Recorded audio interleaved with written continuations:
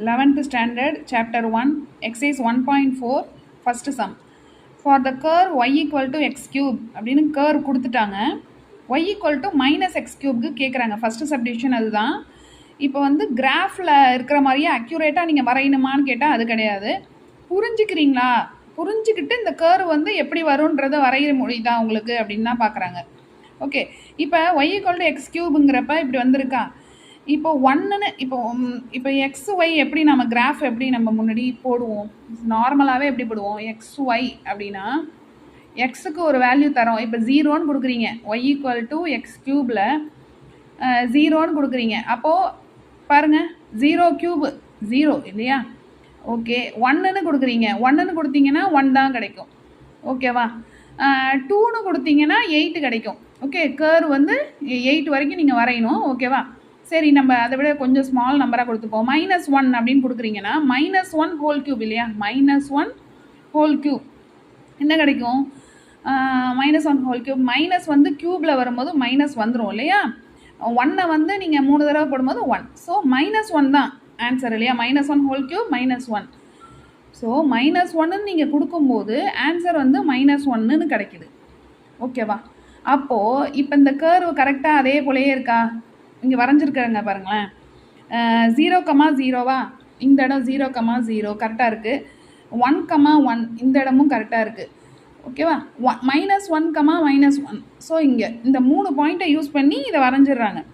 இப்போ இது கரெக்டாக இருக்குது. இப்போ நீங்கள் y ஈக்குவல் டு -x³ போட்டு பாருங்களேன். y equal to -x³. இப்போது எக்ஸு ஒய், எக்ஸுக்கு வந்து 0 கொடுக்குறீங்க, இங்கே 0 கிடைக்கும் இல்லையா? 1ன்னு கொடுத்தீங்கன்னா இங்கே 1ன்னு கொடுக்குறீங்க, எக்ஸுக்கு 1ன்னு கொடுக்குறீங்க. அப்போ உங்களுக்கு ஆன்சர் என்ன கிடைக்கும்? -1 இல்லையா? இப்போது -1ன்னு கொடுக்குறீங்க, -1ன்னு எக்ஸ் ஈக்குவல் டு -1ன்னு கொடுத்தீங்கன்னா -1 ஹோல் க்யூப். இங்கே ஏற்கனவே முன்னாடி ஒரு மைனஸா? ஸோ இது என்ன ஆகும்?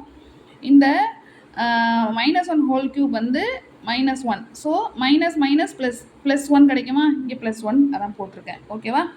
இது புரிஞ்சிடுச்சு இல்லை? இப்போது இதை நீங்கள் யூஸ் பண்ணி கூட நீங்கள் வரைஞ்சிக்கலாம். ஃபஸ்ட்டு ஒரு 2 சம் இந்த மாதிரி வரைய ஆரம்பிச்சிங்கன்னாவே கொஞ்சம் புரிஞ்சுப்பீங்க. அதுக்கு மேலே நீங்கள் இதெல்லாம் போடாமையே நீங்கள் உங்களால் முடியும். இந்த சம்மெல்லாம் எப்படின்றத அண்டர்ஸ்டாண்ட் பண்ணிப்பீங்க. இப்போது 0,0வா? ஸோ இந்த பாயிண்ட் தான். அடுத்தது 1 -1 இல்லையா? எக்ஸ் ஆக்சிஸில் 1, ஒய் ஆக்சிஸில் -1. ஸோ இந்த இடம் வரும். ஸோ இங்கே வருமா?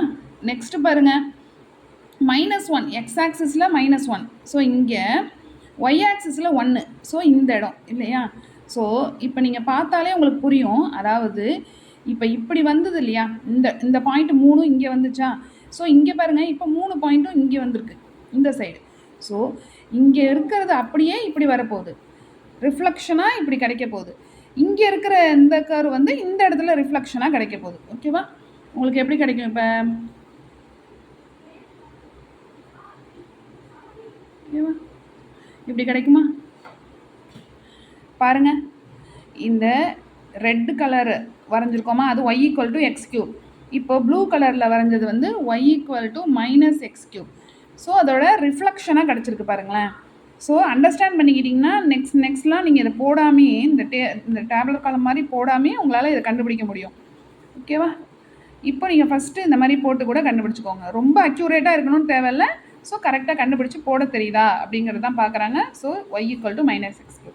Okay, thank you.